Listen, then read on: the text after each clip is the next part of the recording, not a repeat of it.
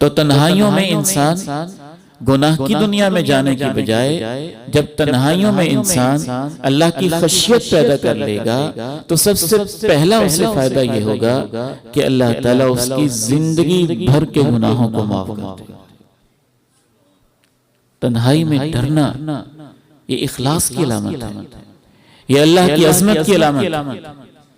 इमाम अब्दुल्लाह इब्न मुबारक रहमहुल्लाह रहमतन वासिया तशरीफ फरमा थे।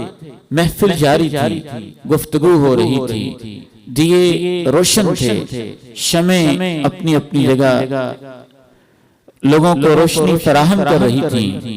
अचानक किसी वजह से शमा गुल हो गई, दिए बुझ गए और एक जानने वाला कहता है कि मैं इमाम अब्दुल्लाह इब्न मुबारक रहमहुल्लाह के पास ही बैठा था, जैसे ही दोबारा शमा रोशन हुई और दिए को जलाया गया, मैं क्या देखता हूँ कि इमाम अब्दुल्लाह इब्न मुबारक की दाढ़ी आंसुओं से भीगी हुई है और रो जा रहा है। मैंने कहा आपको क्या हुआ, क्या याद आया?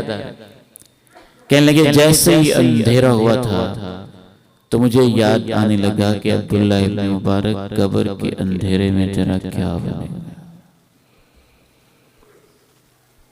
वालिद मोहतरम रहमहुल्लाह, मैं उनके पास एक दफा बैठा था, छोटा सा एक कमरा था, बहुत बरकत वाला हमारे इल्म के मुताबिक, हमारे गुमान के मुताबिक।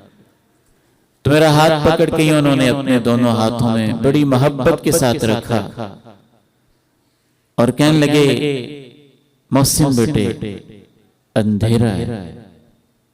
मैंने कहा लाइट ऑन कर देते। कहने लगे अंधेरा है। फिर ऐसे जैसे रोने वाली एक कैफियत सी उनकी होगी। मैंने कहा मुझे खैरियत है?